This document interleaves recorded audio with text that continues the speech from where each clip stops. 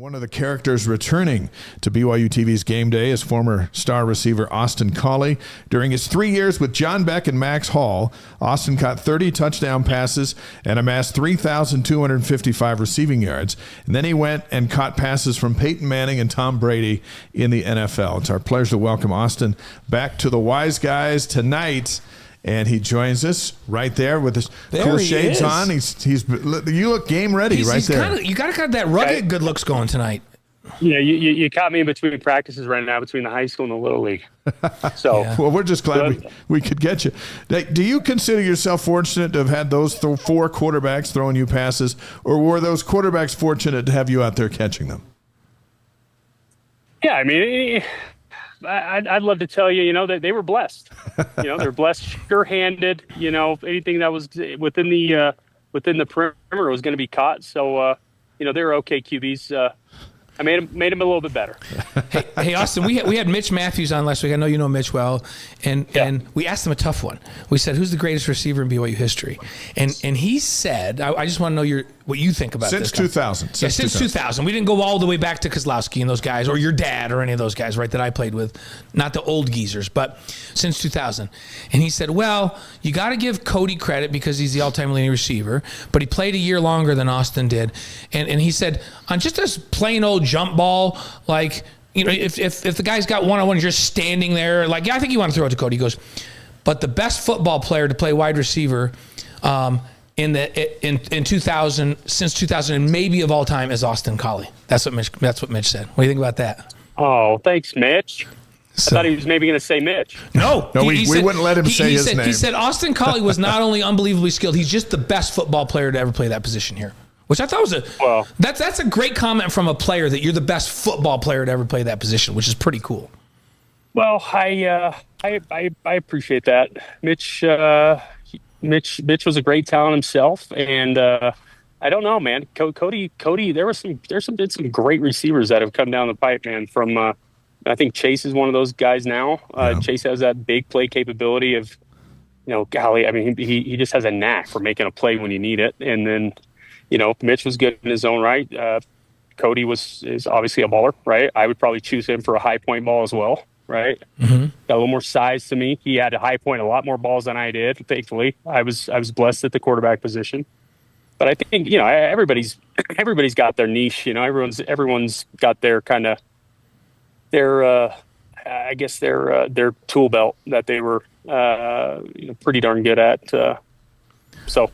Austin, I appreciate that. What's the challenge now for this receivers room as they're working with 3-4 different quarterbacks without a starter named here in the middle of camp? What are they up against? Man, it's a battle. I'll tell you that. Like I would hope that they're already leaning towards somebody, and he's getting the majority of the reps. I'd hope they were doing that.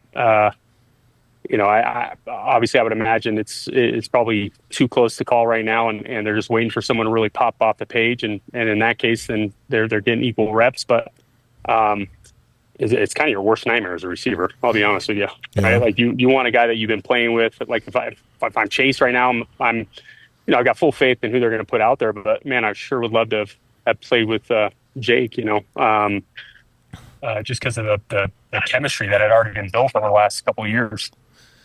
When you have a situation like this, how long does it take? Like, let's say sometime later this week, and don't you think, Austin, it'll be more obvious? It'll be obvious to the players before they even make a formal announcement. They're going to go, "Oh, wait a minute.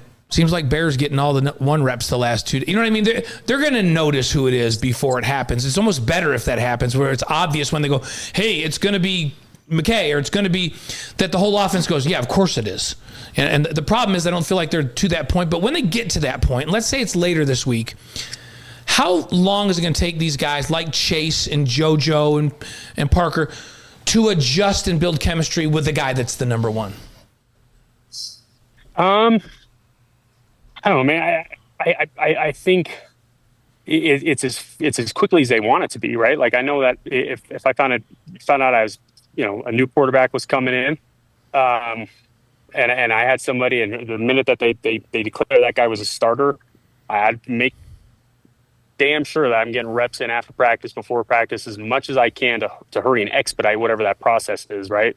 I mean, these guys are talented enough, and it's really relying on the quarterbacks who haven't maybe been in the system that long, but the receivers are, they're good enough to adjust and to really make it easy on the quarterbacks over the course of time. Austin, how do you see these first 4 weeks? Portland State, Stanford, a bye week in East Carolina. Is that not tailor-made to work through a quarterback situation that BYU's in?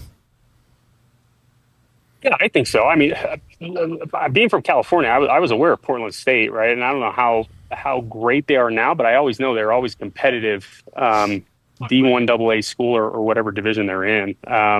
But it'll be good competition. And Stanford, obviously, being Stanford, maybe not being the Stanford that we knew back in the 2000s and 2010, but they're still a good football team that's capable of coming in and putting a game on BYU or giving them a game, right? So I definitely don't think it's they're kind of warm-up games, right? Like, I don't think we're at a point where we can think of that as we're going into the season still maybe undecided about who the starter is, and we're going to give them as many reps as we can to kind of let the cream rise to the top. I mean, hopefully they have a starter name by day one, and gives us as many reps as we can with the quarterback that they plan on moving forward with. So when they do decide who this guy is, Austin, then do you think, like say Portland State, they're a 34.5 point favorite. They should beat them by more than that. They should beat them by 40 plus, in my opinion, right? They just shouldn't be able to match up physically. So in a game like that, if you're coming back and Max Hall is a junior, Max plays like a quarter and a half and then he comes out, right? Because it's like, yeah, we know what Max can do. We don't need him in Portland State. We're ahead by 30. Let's just get him out of there, and you give the other guys an opportunity. In this situation where they maybe have just named a guy, do you play him a lot longer? Do you play him 3 quarters? Like, what do you do? Do we see whoever the number one guy is play more plays than you normally would in these first couple of games just because you have to get him reps? I would. I'd play him the whole game, man. As many live reps as we can get him. And obviously there's not. Maybe there is. We just don't know about it. But obviously there's not a huge discrepancy between maybe 2 to 4 of them, right? I would get whoever the starter is, man. I'd give him as many reps as possible. Just getting to know the offense. Just because, again, any offense, man, you're wanting to get him to a point where he's not thinking and he's just playing, right? And that's only going to come with reps. Thrilled to have our friend and colleague Austin Collie on the Wise Guys, presented by Brady Plus, Eddie, and Mountain America Credit Union. This receivers room, Fesi Satake says it's as deep as he's ever had here at BYU, led by Chase Roberts. Is that enough to help the new quarterback still be productive in the pass game? Yeah, I think so. I think, I just got done telling my little guys, man, we have a new quarterback this year. And I rounded up the wide receivers last game, and I told them, listen, with the new quarterback, there's a bit more that's asked of the receivers. You got to make the plays for the quarterback, plays that maybe you wouldn't have made before with the quarterback of old. So I think the receivers know that. I think Fessi's telling all of them that, right? Like, if I'm Chase, if I'm Parker, if I'm JoJo, right?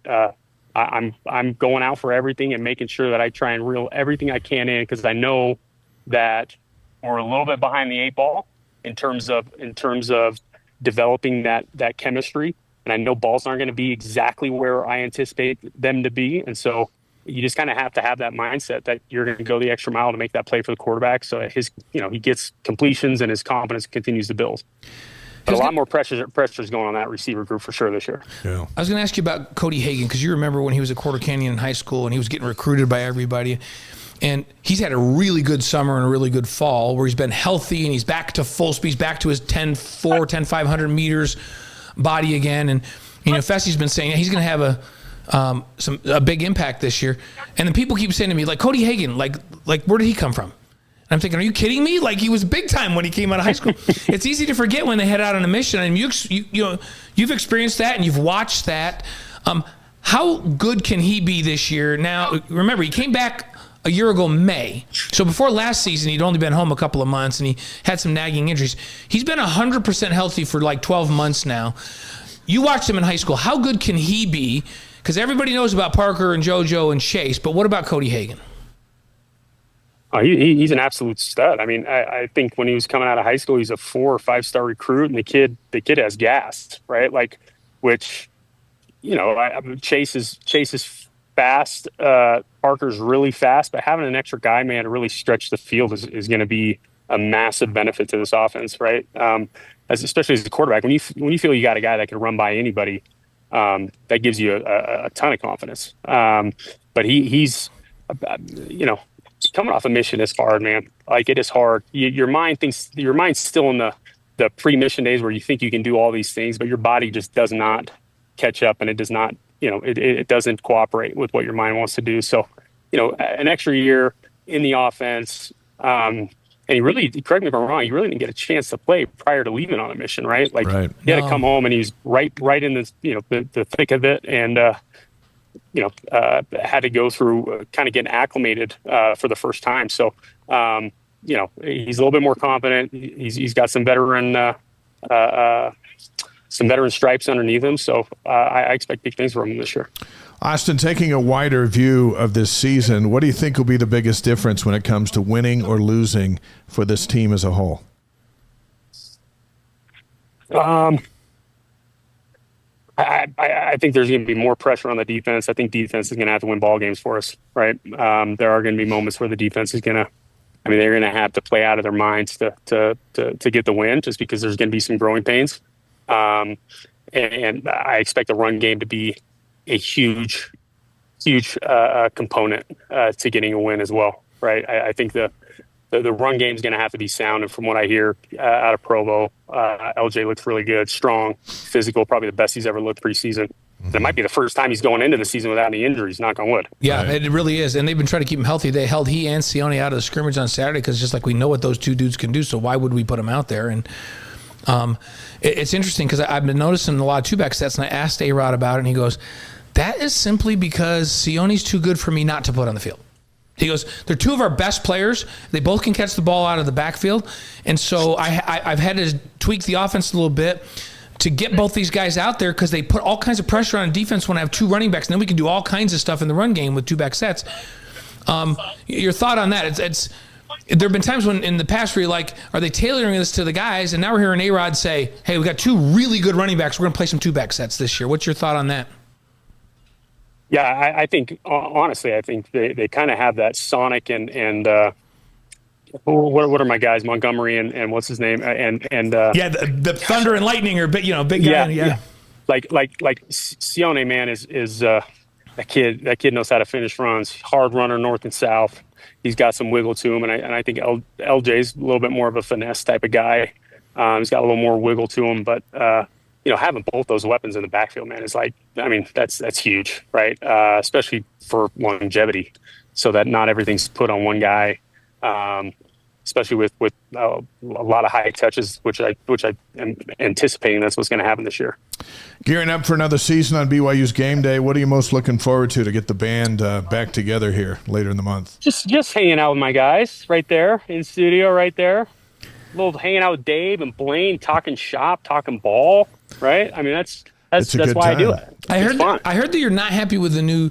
So, we did the photo shoot, and our new shirts have blade collars, and they said to me, "Do you like the blade collar?" I said, "Yeah, they're fine." And they go, "Well, Austin doesn't like them."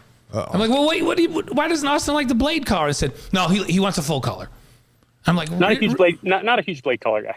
Yeah, I was trying to figure out what you didn't like about the blade collar. Like, these are the kinds of things we get into, Yeah, I like the full collar better too, but you and Dave are a full collar traditionally. I'm like, why not a blade collar? Tiger made it big. Yeah. Yeah. No, I and it depends on what's who the clothing manufacturer is too, on how that blade collar looks. Sometimes you're getting a mock neck with those blade collars, right? That's a bad look, right? Just go the traditional route, but I do want a little bit tapered, a little bit tailored, right? I don't need a Nike double XL, team line. You don't want to wear a collared shirt. Yeah, I don't need to be swimming in the thing. No, you know what I'm saying? So we're going to roll out that new look. So hey guys, just so you know, all you folks listening and on the podcast, we want you to look for the new blade collar shirt when we come out for the first game day. And the fashion guru, that Austin both Collie. Dave and Austin aren't that fond of, but I think they're great. Let's hope they look good. We'll see. If we're rocking the blade collar, I will be on strike outside the studio. Okay. Hey, let's do 5 questions for Austin Collie, presented by Strategy Square. Fire up your company's social media reach. Chantal can show you how to do it at strategysquare.co. Tonight, we're going to play What Are You Most Proud Of? We'll give you a series of options, and then you tell us which one you're most proud of. We played this with soccer coach Jen Rockwood the other night, and we had a good time, so we thought, let's take it to the next level with Austin Collie, all right? So we're going to suggest 3 things. And some of them are all really good things, so you got to pick which is the best. This isn't an easy show. And then you tell us which one you are the most proud of. You ready? You got this? Okay, here we go. So here's the first one. And it's going to be A, B, and C. A, 3,255 yards receiving. B, 30 touchdown receptions. Or C, 17 career 100-yard receiving games. Which are you most proud of? I say 3,255 yards. Do you think that was the hardest to get? That was the hardest accomplishment out of those 3? Yeah. I think over the course of 3 years, right? Not taking a redshirt year, and that just screams consistency to me. And that was kind of my main goal as a receiver, is just be consistent. Okay. All right. 3,250. Hey, I'll take any one of those 3. From any receiver that we have, I'll take any one of those 3. On the stream, Timothy's in from Perth, Australia, so that's another continent, Jack, to put on. So, Austin, what we're doing tonight is, because this thing's gotten so global, we have a map that we're putting up. We're putting pins on the map of where people are checking in from. And right now we're in Bangkok, we're in the Philippines, we're in the UK, we're in Australia, we're all over California, all over the United States, East Coast, West Coast. Tasmania in Africa. Nobody's checked in from Panama or Argentina like they have, so we're hoping we're going to. And they just put the map up. It's pretty awesome to see that there's Cougar fans. And it's a testament to BYU, really, Austin. You think about it. This is a global fan base, which is really, really cool. That we got to play in front of a global fan base, really. And they were. That's awesome. They knew you were on the show, so that's really helping us too. Checking in, baby. Okay, here's question number 2. Which are you most proud of? A, national freshman statistical leader in receptions per game with 4.8. B, breaking the BYU freshman receiving record with 4 touchdowns with 8. Or C, breaking the BYU freshman record for receiving yards with 771. Which of those 3 are you most proud of? Which was the first one again? 4.8 receptions a game, which led the nation for freshmen. Oh, led the nation. Let's go. Okay, going with that one? All right, there's number A again. All right, they're going to get a little tougher here. Start. So the third one, A, which are you most proud of? A, as a junior, you led the nation in receiving yards per game. B, tied the NCAA single season record with 11 consecutive 100-yard games. Or C, catching the pass on 4th and 18 to set up the winning touchdown against Utah. Which one are you most proud of? That's a tough one. Great question. Those are good ones. I'm going with tying a national record, right? Like any player wants to kind of leave his fingerprint on the game, and that was probably as close as I got nationally to doing so. So leading the nation receiving or tying the NCAA single season record. 11 consecutive 100. That's pretty awesome. Yeah, that's cool. Hans Olsen's on the line, going to join us in just a sec. We're visiting with Austin Collie. We're playing the game. What are you most proud of? Here's the question number 4. A, breaking Pete Van Valkenburg's 35-year-old BYU record with 366 all-purpose yards against Tulsa. B, being named MVP of the 2007 Las Vegas Bowl, which BYU won 17-16 against UCLA. Or C, being named All-American by CBS, Associated Press, and the Sporting News. Which of those are you most proud of? Oh, being named All-American. National recognition. Yep, there you go. Although, don't you think that maybe Ethan Monomaliuna could have been the MVP of the Las Vegas Bowl that year? He could have. He had that one play, which was big. His one play was big. You put him in for one block, and all of a sudden you're going to give him the MVP. He saved the game, Austin. Yeah. It was a great play. Part of me thinks that you just kind of lucked into that one, but great play by him. All right, here's question number 5, our final question for Austin Collie. Yep. So, which are you most proud of? A, getting drafted by the Colts. B, catching a pass in Super Bowl. Which one was it? XL. Whatever that is. I can't remember which. I remember who you played for, but okay. Or so catching a pass in the Super Bowl. Or C, being inducted into the BYU Hall of Fame in 2019. So Hall of Fame at BYU, catching a pass in the Super Bowl, or getting drafted by the Colts. What are you most proud of? Oh, probably be inducted in the Hall of Fame. Really? Yeah. I mean, we didn't win the Super Bowl. It's just another game. You don't win it. It's just another game. That's true. See, that's why Austin's a winner. I know. He played well in the Super Bowl. If you lose the Super Bowl, it doesn't really matter. Doesn't really matter. And Dennis always acts like first or last. Dennis always acts like he's king, Okay, Dennis Ricky. Pitta, because he won a Super Bowl. I know. I have to put up with him on a daily basis. You have to guys. deal with that almost every day, right? Yeah, and as a matter of fact, when he won it, Yeah. that's the first thing I tell my wife. Oh, I'm never going to hear the end of this. And so it goes. Hey, give Brooke our best and the family. We'll see you on August 30th, right next to us for another season of Game Day. We're looking forward to it. Austin, make sure those kids. All right, my guys. Make sure those kids, high school and Little League, are having fun out there, okay? Oh, we're having a blast. Look at us right now. Look at us. We're running a little pat and go right now. Yep. That's what it's all about. They gotta have fun. That's Those what we are want. Lucky kids. Right? So thanks, Austin. See you in a brother. couple Good weeks. to see you. All right, guys. We'll talk to you. That's Austin Collie, our colleague and friend at BYU TV. Outstanding receiver and full of insight, information, and opinion.